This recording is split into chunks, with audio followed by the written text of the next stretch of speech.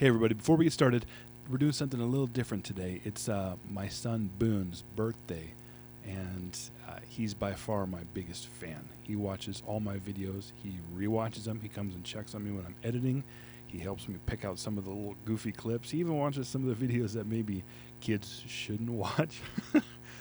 But I thought we'd do something special for him. So this is a little book that he wrote I'm going to be reviewing today just for him. I'm going to show this on his birthday. And yeah, he's very prolific. He'll write 10 of these little books a day and loves them and passes them around to all of us. And I thought we'd just do something special. So if you guys don't mind, maybe giving him some encouragement in the comment section or things like that. And yeah, this, like I said, this special episode is just a birthday gift to my son. So thank you guys. On with the episode. Welcome to Pulp Mortem, search for lost literary classic from the Pulp era. How are all you guys doing? What the? What? Whew, sorry about that. Amphibians scare me a little bit. I can't imagine ever having to review a book about amphibians. Well, first, let's talk about the author.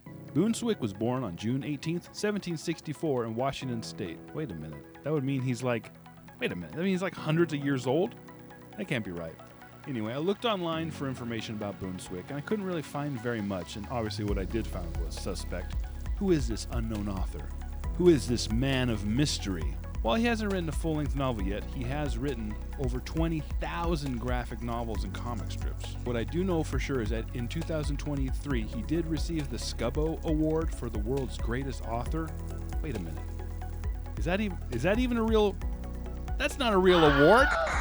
Which brings us to Amphibuds, a small graphic novel for people old or young. Newman the Newt is age 12. He is the second oldest, likes to play the banjo. Glimmer the Snake, at age 8 she is the youngest, likes to paint. Joe the Frog, at age 13 he is the oldest, likes to wrestle.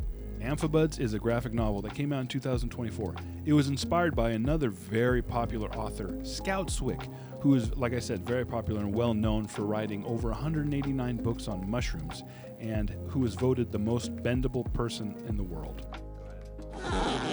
Now, Amphibuds is unique because not only did Boone write it, he also illustrated it, proving that this man of mystery is multi-talented. Obviously, the cover is really cool. It tells us everything we need to know about our friends and about the book.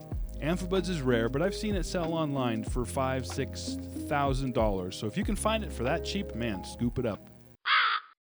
The humor, that's what strikes you right away. Boone Swick is very, very funny. It's hard for some authors, especially science fiction authors, to convey humor, but Boone is a natural at it. You can tell he's been influenced by Calvin and Hobbes, The Far Side, Foxtrot, and many more. I found myself laughing out loud multiple times.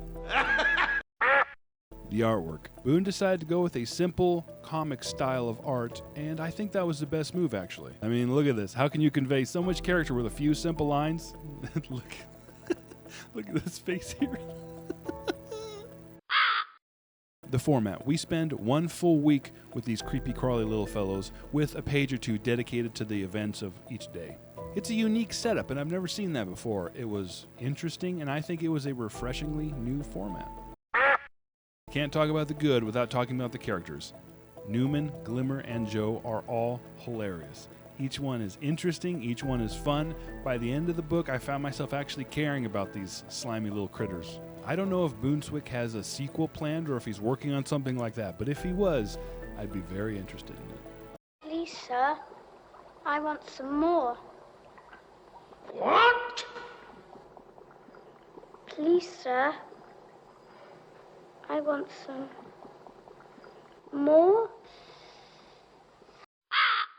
The mysterious Boone was also very accommodating to younger viewers because at the end of the book, he actually includes easy-to-follow instructions on how to draw our three main characters. So even if Boone decides to never make another Amphibuds graphic novel, he's given all of us the tools we need to make our own. So anyone, young or old, can continue their own adventures. And now, the bad. As much as I enjoyed this, it's time to state the obvious, and this is a big one. Glimmer is not an amphibian. Glimmer is a snake.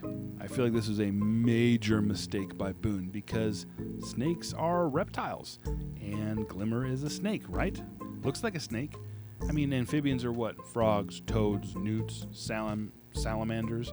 I can't think of any legless, slithering amphibians. Now, I don't know Boone personally, so I don't want to say he's stupid, or I don't want to call him dumb. But I mean, this one is pretty obvious. What? What'd you say, hun? There are snake-like amphibians? No, they're not. Okay, I'll look it up. Stop swearing. Jeez. A caecilian. Let's look that up. Oh yeah, right there. Look, a caecilian. I mean, so what? Like 1 or 2 types? Like, big deal.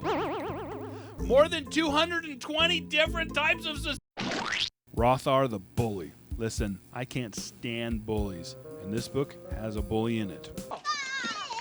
Is this your ball? Is this your ball? You want it back? Go get it! Now, we aren't told a lot about Rothar, but we can assume that he's been tormenting poor Glimmer, and Newman has had enough. Like a good, big older brother, he's had enough.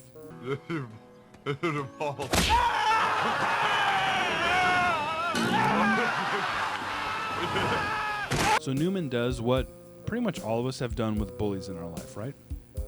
He stuffed a firecracker in a burrito and gave it to him. Here, have a bite. So long, Rothar!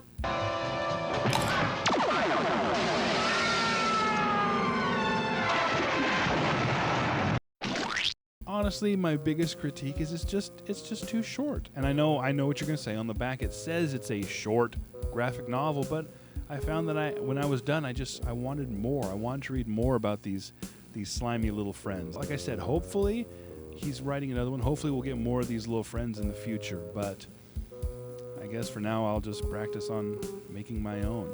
See, I've already started. I'm not very good. I should just follow the instructions. Enough negativity. Let's have some fun. This book makes me hungry. We got tacos, strawberries, roast chicken, a crispy burrito, and what is this? A cookie? No, a tostado. An open-faced sandwich? No, it's a plate with frog eggs. Is Newman eating frog eggs? Well, whatever it is, it looks delicious. Sweet, sweet violence. Glimmer is an artist, and she is constantly painting. And we actually see her with a finished work, and it is a picture of a human? Wait, wouldn't Glimmer be afraid of humans? This painting looks, beautiful to us, but it should be terrifying to amphibians, right? Of course, Glimmer isn't afraid of anything. So what's the verdict? Museum, obviously. Now, it isn't leather-bound, or color, or mass-produced, but the quality of humor, the wonderful characters, and the zany adventures make this not only a fun read, but one you'll want to share with everyone you know. Now, I'll be on the lookout if the mysterious author known as Boone ever decides to make a sequel, and if he does, I would happily pay, $832 for it? And that is my review of Amphibuds. Have you guys read this? Of course you haven't. I have the only copy. As always, thanks for watching. I'll see you guys next time with The Crew of Skull Snake. Again? My doggy. Are you sure? Positive?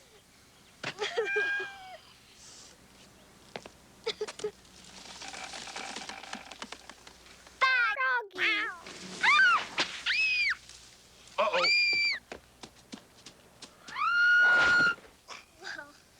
Thanks. Get a goldfish.